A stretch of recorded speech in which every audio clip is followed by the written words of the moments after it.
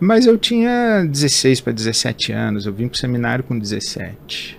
Então aquilo que eu com 16 anos, o Vilela, com 17 anos eu imaginava que era ser pastor, eu fui descobrindo, amadurecendo, estudando, enfim, vivendo, né? Eu fui descobrindo que não era nada do que eu pensava, que ser pastor é uma coisa completamente diferente. Mesmo? O que você descobriu que era diferente? Você imaginava que era mais fácil ou era mais tranquilo? Eu imaginava que era mais fácil e eu acho que eu tinha uma visão muito institucional e organizacional, o pastor como um trabalho, como uma atividade que tem que dirigir determinadas reuniões, tem que fazer sepultamento, fazer casamento, tem que conversar e aconselhar pessoas e etc. E o mundo foi rodando e hoje você tem que conviver com as igrejas que são estruturas muito complexas de movimento financeiro, de mobilização de recursos humanos, de envolvimento social, político, de reflexões teológicas e de pautas éticas. A vida foi ficando mais complexa. Aí surge a internet, surgem as mídias sociais, você tem pastores que são celebridades, você tem pastores que são influencers, você tem pastores que são coaches, você tem de tudo. Então, pensar o que é a identidade pastoral quando eu tinha 16 anos e hoje com 60, o que eu enxergo... Tá com 60?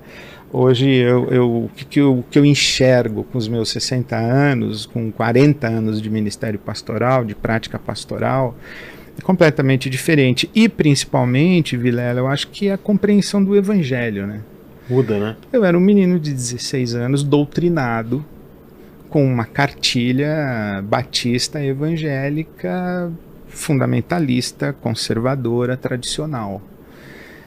E aí eu fui descobrindo a vida, descobrindo a Bíblia, descobrindo outras tradições religiosas e fui entendendo mais coisas. E esse meu entendimento, ou essas mudanças que foram acontecendo comigo... E mudanças do mundo também, mudou muito, né? Mudanças do mundo. Em 40 anos, imagina o que mudou. Sim, uma mudança de mentalidade, uma mudança... De gerações e outras. As pautas éticas são completamente diferentes e a maneira como a sociedade olha para a questão ética hoje é completamente diferente. Hoje você vê dentro das igrejas as pessoas discutindo casamento aberto, trisal, poliamor. Quer dizer, no meu tempo, isso era uma coisa que nem existia, isso daí. Quanto mais talvez o divórcio, né? Exato, e o divórcio era um pecado imperdoável. Eu lembro. Né? Então, por exemplo, na minha época, na época que eu comecei, um pastor que se divorciasse, o ministério dele pastoral estava acabado. Afastava ele. Acabou. Hoje você tem pastores no terceiro casamento, segundo, terceiro, quarto casamento, e tudo bem. O mundo mudou. Tudo bem para a situação social e religiosa do Brasil. Sim. Não estou dizendo tudo bem e tal. Mas sim, é outro mundo. Né? E assim... E aí o que aconteceu comigo no ano de 2022, não sei... Estamos em 24, né? Acho que foi ali pós-pandemia. Bom, eu fui expulso da Ordem dos Pastores Batistas do Brasil. Quando foi isso? 2022. Por quê? Por quê? Porque ali na pandemia, ou 2022 ou 2021, não, foi no fim de 2021. Tá. Ainda estava na pandemia pesada. Estava terminando a pandemia, né? Terminando. Estava ali no fim da pandemia. Eu preguei um sermão em 2020, no meio da pandemia. Eu fiz uma série de mensagens que o título... Online. Porque o templo ficou vazio, né? Não tinha, a igreja não se reunia. Então eu fazia os ofícios dominicais, as celebrações dominicais, o auditório vazio, eu pregava para uma câmera aqui e todo mundo assistia em casa. Né? Então, bom, enfim, essa é a minha série, o título que eu dei foi Cartas Vivas para o Novo Mundo, baseada nas 13 epístolas de Paulo Apóstolo. Um domingo para cada carta. Tá. E eu fiz uma leitura contemporânea das cartas de Paulo.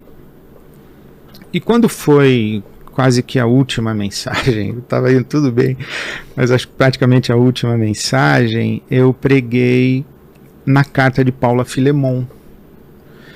E a história de Filemon é muito interessante, porque o Paulo, o apóstolo, está preso, e ele conhece na prisão um sujeito, e ele prega o evangelho e o homem se converte. E aí ele diz, bom, conta a sua história para mim. Ele falou assim, eu sou um escravo fugitivo. E você fugiu de quem? Eu fugi da fazenda do Onésimo. Não, da fazenda de Filemon. Meu nome é Onésimo, eu fugi da fazenda de Filemon. Aí o Paulo diz assim, Filemon, meu amigo, conheço. E ele também é nosso irmão, ele é de Jesus, ele é convertido. Vamos fazer o seguinte, eu vou escrever uma carta para ele, você volta, se apresenta para o seu senhor como escravo, e ele vai te receber. Bom, naquela ocasião, um escravo fugitivo muito provavelmente seria castigado com a morte. Ou seria açoitado exemplarmente, porque do tipo, para ninguém fugir, né? O Onésimo diz assim, tá bom, você acha que ele vai me receber de boa? Falou assim, vai, ele é nosso irmão. E o Paulo manda uma carta, essa carta a Filemon, dizendo, olha, receba Onésimo como irmão em Cristo. Mas ele é seu escravo, ele está aí de volta.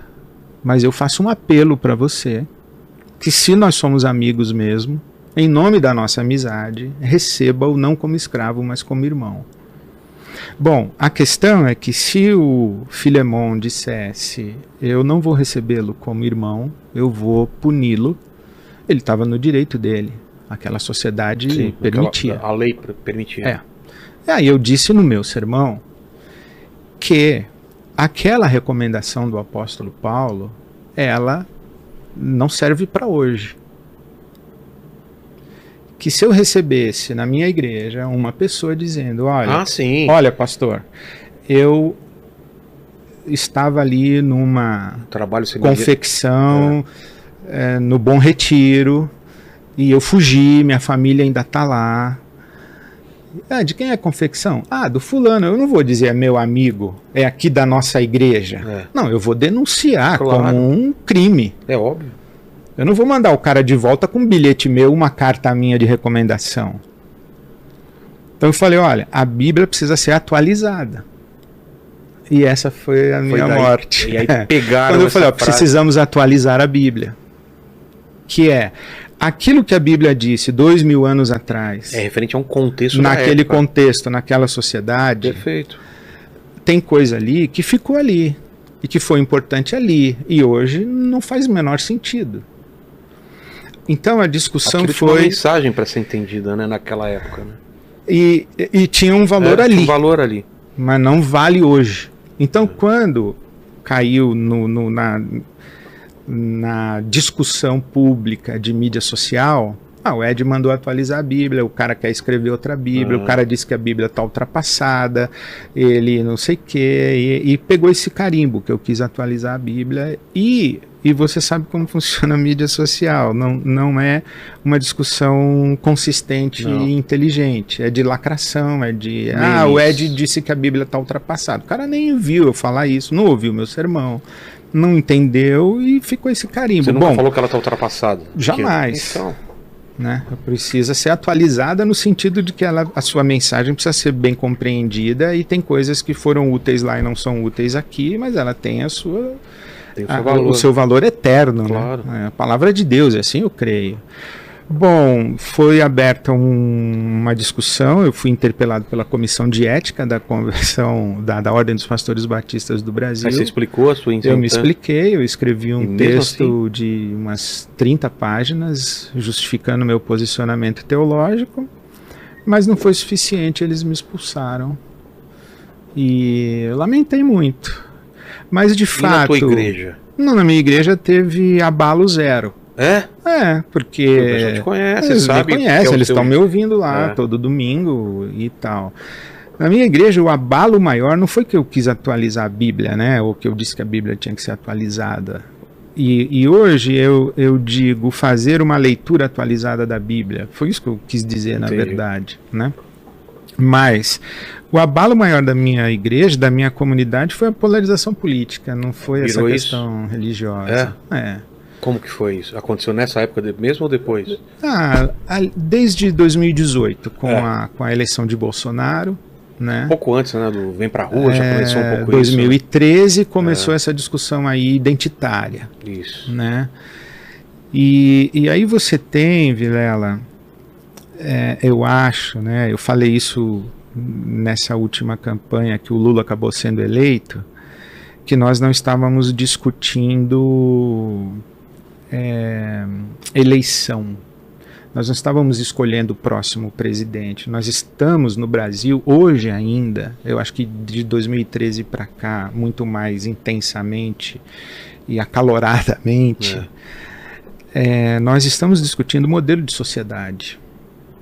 E a Igreja Batista de Água Branca, onde eu sou pastor, era uma comunidade na zona oeste da cidade de São Paulo, pertinho de Perdizes ali, é uma comunidade urbana, é uma igreja que tem a representatividade da sociedade paulistana. E a sociedade paulistana é o que?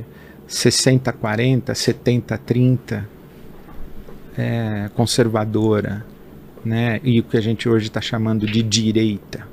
Né? Mas a minha vida toda eu tive uma identificação e a minha própria formação teológica foi no que a gente chama de esquerda.